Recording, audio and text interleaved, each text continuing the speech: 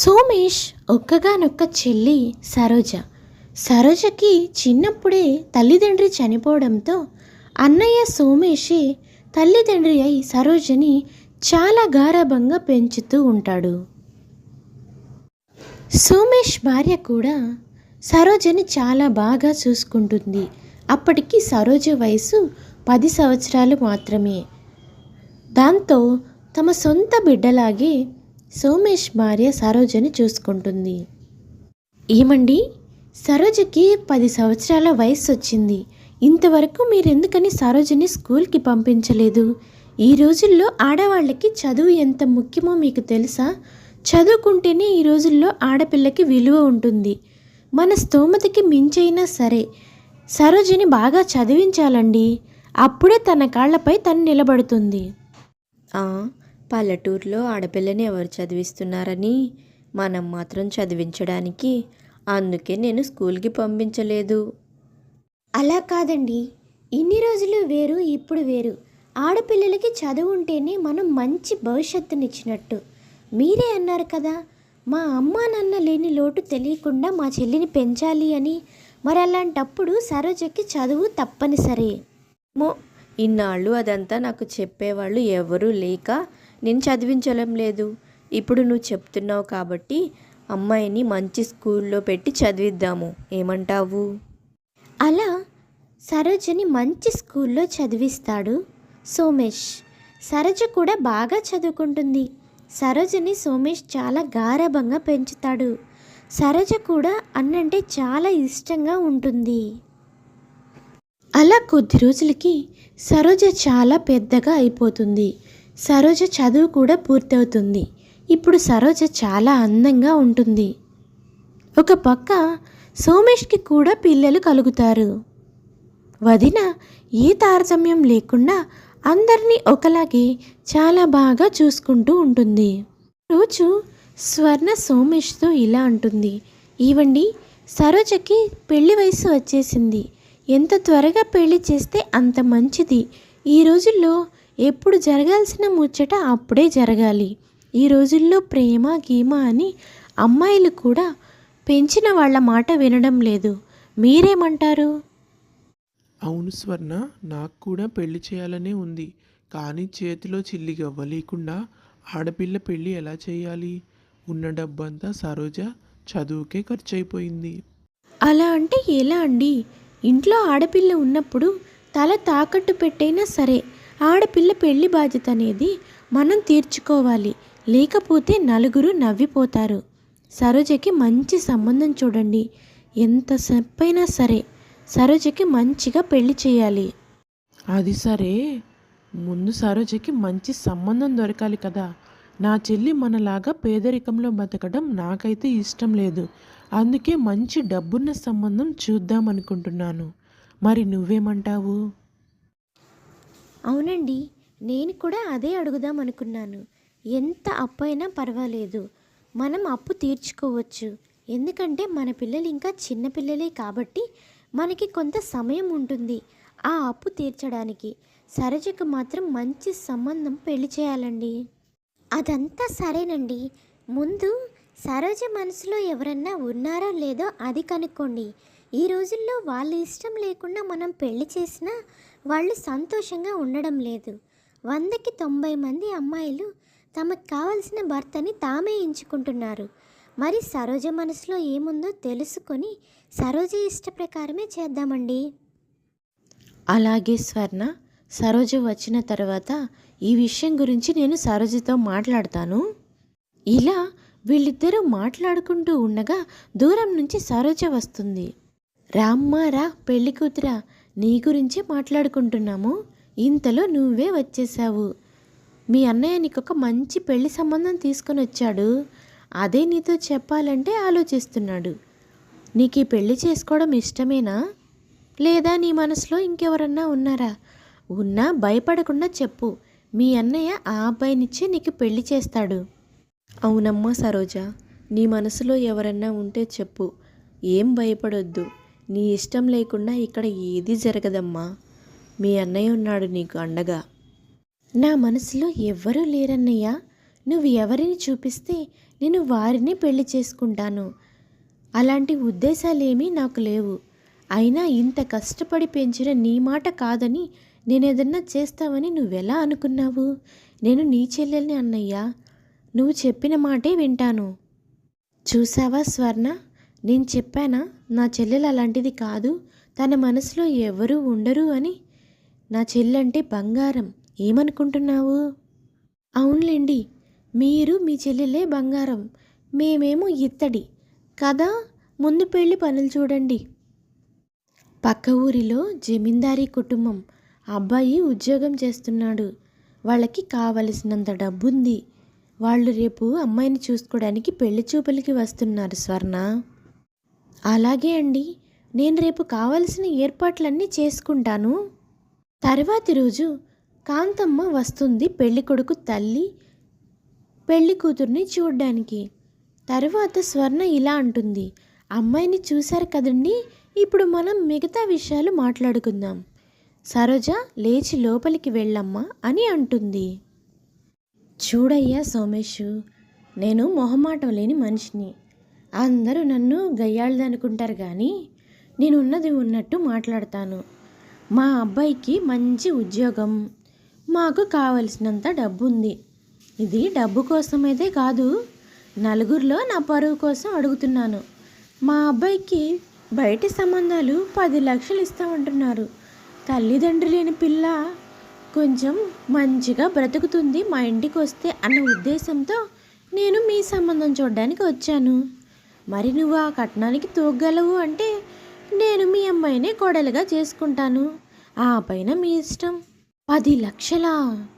నేను కూలీ నాలి చేసుకునే సాధారణ నిరుపేద కుటుంబానికి చెందినవాడినండి.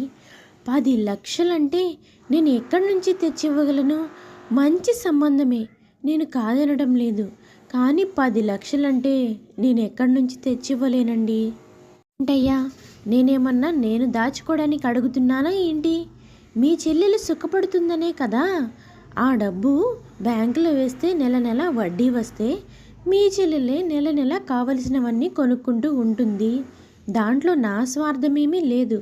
అయినా మీ పిల్ల గురించి మీకు లేని దిగులు నాకెందుకులే.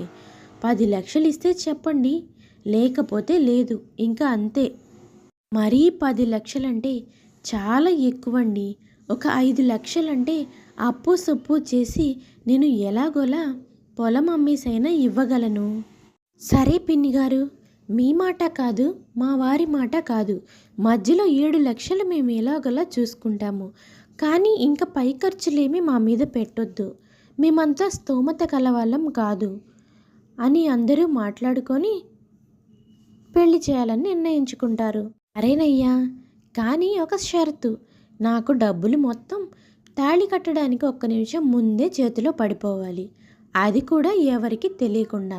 అలా అయితేనే ఈ పెళ్ళికి నేను ఒప్పుకుంటాను. ఎలా ఇస్తే ఏంటండి, మీకు చెందాల్సిన డబ్బే కదా. అలాగే మీరు అడిగినట్టే 1 నిమిషం ముందు ఎవరికి తెలియకుండానే ఇస్తాను. మీరేమీ ఆ విషయంలో కంగారు పడొద్దు. మా అమ్మాయిని మీ కూతురులా చూసుకోండి చాలు. అంతా వింటున్న సరోజ ఇలా అంటుంది, ఏంటన్నయ్య, నాకు అసలు ఈ పెళ్ళి ఇష్టం లేదు, నాకు వాళ్ళు నచ్చలేదు, నాకు ఇప్పుడప్పుడే అసలు పెళ్ళే వద్దన్నయ్య అంటుంది. అదేంటమ్మా అలా మాట్లాడుతున్నావు? ఆ అబ్బాయి ఏమన్నా నీకు నచ్చలేదా ఏంటి? అబ్బాయి నచ్చకపోతే చెప్పు, వెంటనే ఈ పెళ్ళిని ఆపేస్తాను. అది కాదన్నయ్య, ఆవిడ ఇప్పుడే డబ్బు గురించి అంత పట్టింపుగా ఉంటే పెళ్ళైన తర్వాత అసలు నన్ను కాపురం చేయనిస్తుందా? మీరు ఎలా ఆవిడ్ని నమ్మి అంత డబ్బు ఆవిడ చేతిలో పెట్టి నన్ను ఆ ఇంటికి కోడలిగా పంపిస్తారు? ఇంత డబ్బు పిచ్చి ఉన్న అత్తగారింటికి నేను కోడలిగా వెళ్ళాలని అనుకోవడం లేదన్నయ్య. నాకు ఈ పెళ్ళి వద్దు. చూడమ్మా, డబ్బు గురించి నువ్వేమీ ఆలోచించొద్దు. ఆడపిల్లని కన్న తర్వాత ఇలాంటివన్నీ తప్పవు. నీకు తెలియదు కాబట్టి నువ్వు ఇలా మాట్లాడుతున్నావు. మీ అత్తగారైనా ఎవరి కోసం అడిగారు? నీ సుఖం కోసమే కదా. నువ్వేమీ పట్టించుకోకుండా హాయిగా నీ పెళ్ళికి సిద్ధమవ్వు అని సరోజకి ధైర్యం చెప్తాడు సోమేష్. చూడు స్వర్ణ, మన పొలం అమ్మేసి చెల్లి పెళ్లి చేద్దాం అనుకుంటున్నాను. మరి నువ్వేమంటావు? రేపు మన పిల్లల కోసం కష్టపడ్డానికి నేనున్నాను కదా. నా చెల్లిని ఒక ఇంటిదాన్ని చేయాలన్నది నా చిన్నప్పటి నుంచి నా కోరిక. మరి నువ్వేమంటావు? దీనికి నువ్వు ఇష్టపడుతున్నావా? అదేంటండి అలా మాట్లాడుతున్నారు? నేను కూడా సరోజని వదినలాగా కాదు, తల్లిలాగే పెంచాను. తనకి మంచి జరుగుతుంది అంటే నేనెందుకు వద్దంటాను చెప్పండి? మీ ఇష్టం, ఎలాగైనా చేయండి. మనిద్దరం కష్టపడి మన పిల్లల్ని పెంచుకుందాము. ముందు సరోజ జీవితమే మనకు ముఖ్యం అని ఇద్దరూ నిర్ణయించుకుంటారు. పెళ్ళికి ముందు సోమేష్ డబ్బంతా తీసుకొని కాంతమ్మ ఇంటికి వెళ్ళి, ఇదిగోండి కట్నం డబ్బులు తీసుకొచ్చాను అత్తయ్య, తీసుకోండి అంటాడు. ఏందయ్యా మొహం అట్లా పెట్టుకొని ఇస్తున్నావు? కొంచెం నవ్వుతూ ఇవ్వు. నువ్విచ్చిన లక్ష్మి మా ఇంట్లో నిలిచి ఉండాలి కదా. అదేమీ లేదులేండి అత్తగారు, కొంచెం పెళ్లి పనుల్లో హడావిడిగా ఉన్నాను. మీరు పెళ్ళికి ముందే డబ్బు చేతిలో పడాలి అని ఇలా వచ్చాను. అందుకే నా మొహం అలా నీరసంగా కనిపిస్తుంది మీకు. సరే నేను వెళ్తాను, పెళ్లి పనులున్నాయి అని డబ్బిచ్చి వచ్చేస్తాడు సోమేష్. కాంతమ్మ మాత్రం ఆ డబ్బు చూసుకుంటూ చాలా సంతోషపడుతుంది. సోమేష్ ఇచ్చిన డబ్బు అయిపోయే వరకు కాంతమ్మ సువర్ణని చాలా బాగా చూసుకుంటుంది. ఆ తర్వాత సరోజ అంటే కాంతమ్మకు అస్సలు నచ్చదు. రోజు ఏదో ఒకటి అంటూ టార్చర్ చేస్తూ ఉంటుంది. ఇవేమీ అర్థం కాని సరోజ అత్తగారి మనస్తత్వం ఇంతేనేమోనని సర్దుకొనిపోయి కాపురం చేస్తూ ఉంటుంది. అత్తగారికి ఒక్క మాట కూడా ఎదురు చెప్పదు. ఒకరోజు అత్తగారు కాంతమ్మ సరోజ దగ్గరకు వచ్చి, అమ్మా సరోజ, ఏం చేస్తున్నావమ్మా? అయ్యో నువ్వు వంట చేస్తున్నావా? ఒక్కరోజన్నా నీకు రెస్ట్ ఇద్దామంటే నా మోకాళ్ళ నొప్పులేమో నన్ను నిలబడనీవాయే వంటగదిలో. పాపం ఒక్కదానివే కష్టపడుతున్నావు. మీ ఆయన రాత్రి బాగా లేటుగా వచ్చినట్టున్నాడు. పాపం వాడికి ఒక బైకో స్కూటీనో ఉంటే వాడు త్వరగా ఇంటికి వస్తాడు. మీ అన్నయ్యని అడిగి వాడికి అదేదో కొనిపించొచ్చుగా అమ్మా.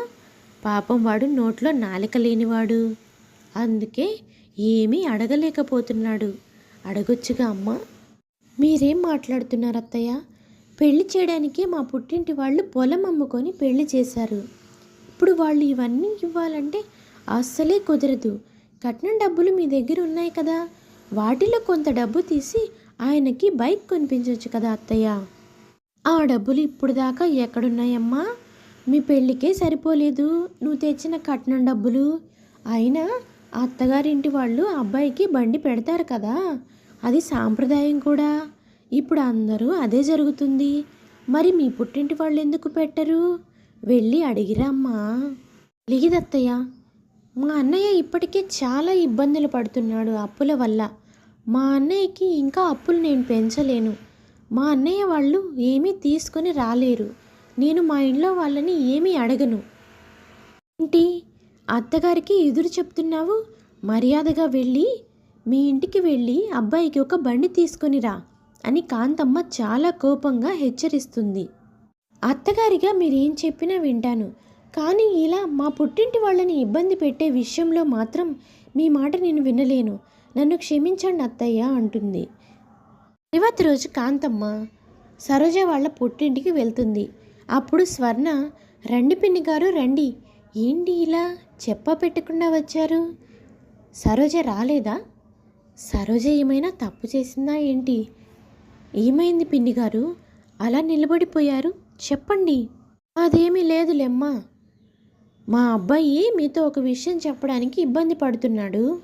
అదే విషయాన్ని చెప్దామని వచ్చాను. వాడు రోజు ఆఫీస్కి బస్సుల్లో ఆటోల్లో వెళ్ళి వచ్చేసరికి నైట్ 12 అవుతుంది.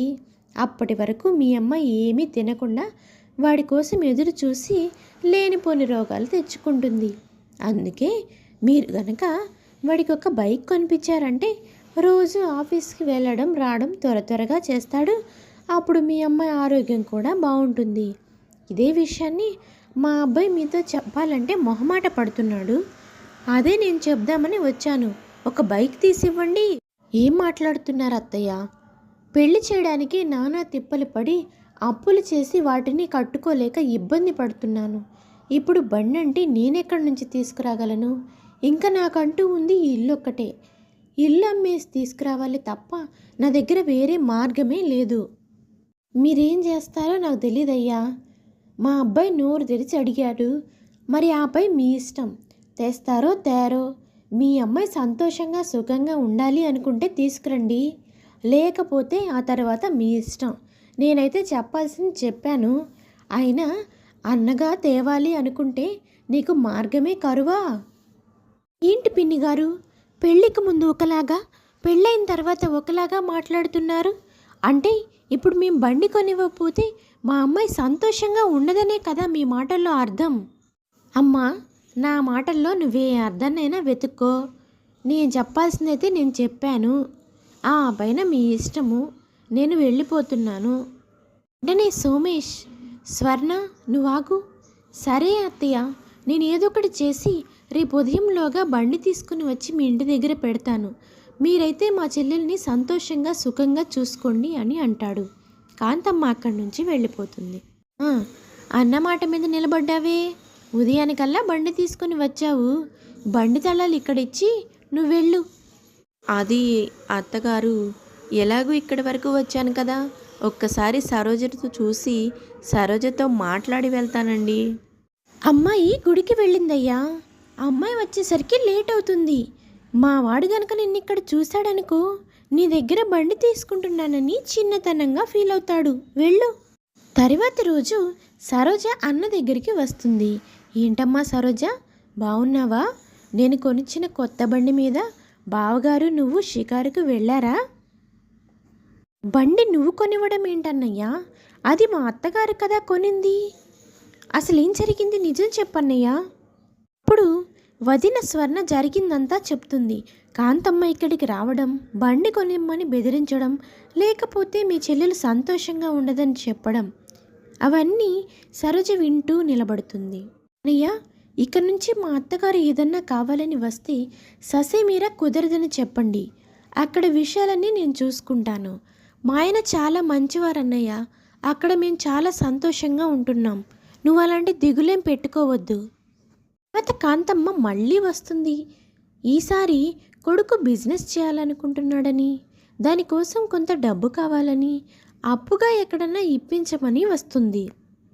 సరోజ చెప్పిన మాటలు గుర్తు తెచ్చుకున్న సోమేష్, సరే పిన్ని గారు, నేను డబ్బు తీసుకొని మీ ఇంటికి వస్తాను, మీరు ఇంటికి వెళ్ళండి అని చెప్తాడు. అలా వెళ్ళి బావగారిని కలుస్తాడు. బావగారు, మీకంత మంచి ఉద్యోగం ఉన్నప్పుడు మీరెందుకు ఉద్యోగాన్ని మానేసి బిజినెస్ చేయాలనుకుంటున్నారు?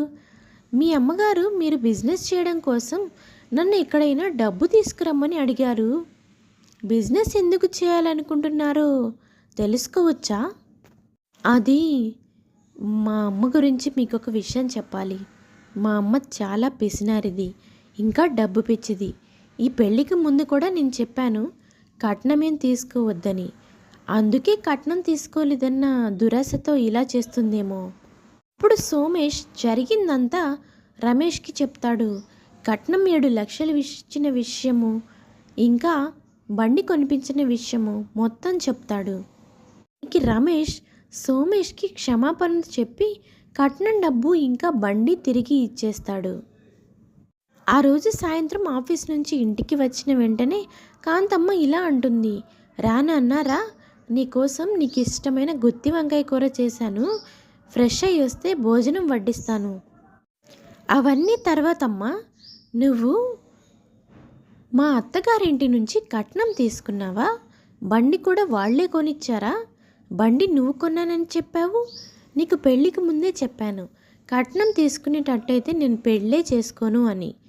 నువ్వు నీ పిసినారితనంతో ఈరోజు నా అత్తారింటి దగ్గర నా పరువు లేకుండా చేశావు. కట్నం డబ్బులు తీసుకొని ఏం చేశానురా? నీ పేరు మీదే బ్యాంకులో వేసాను కదా, నీకోసమే కదా నేను ఆ డబ్బు తీసుకుంది. నీకు చెప్తే తీసుకొని ఇవన్నీ చెప్పకుండా తీసుకున్నాను. అందులో తప్పేదో చేసినట్టు మాట్లాడతావేంది? సరే అమ్మా, నీకెన్ని విధాలుగా చెప్పినా నువ్వు మారవనే విషయం నాకు అర్థమైంది. సరే, నువ్వు ఆ డబ్బుతోనే ఉండు. ఈ ఆస్తి ఐశ్వర్యం మొత్తం నువ్వే ఉంచుకో. నేను నా భార్యను తీసుకొని బయటికి వెళ్ళిపోయి వేరే కాపురం పెట్టుకుంటాను. అక్కడ నేను నాకు వచ్చే డబ్బుతో చాలా సంతోషంగా జీవిస్తాను. ఇప్పుడు కాంతమ్మ ఒక్కగానొక్క కొడుకు నిజంగానే ఎక్కడ దూరం అవుతాడో అని చెప్పేసి, లేదు నాన్న లేదు, నువ్వు చెప్పినట్టే వింటాను. ఈ రోజు నుంచి నా పద్ధతులన్నీ మార్చుకుంటాను. నువ్వెక్కడే ఉండు, దయచేసి ఎక్కడికి వెళ్ళకు అని కొడుకుని బ్రతిమలాడి మారినట్టు నటిస్తుంది కాంతమ్మ. కోడలి పుట్టింటినైతే ఇబ్బంది పెట్టడం మానేస్తుంది, కానీ కాంతమ్మ కోడల్ని ఇబ్బంది పెట్టడం మాత్రం మారదు. కొంతమంది అత్తలు ఇంతే, ఎంత చెప్పినా మారరు. కోడలు కూడా అత్తగారి మాటలకి విని విని అలవాటు పడిపోయింది. సర్దుకుపోయి జీవితాన్ని సాగిస్తూ ఉంటుంది.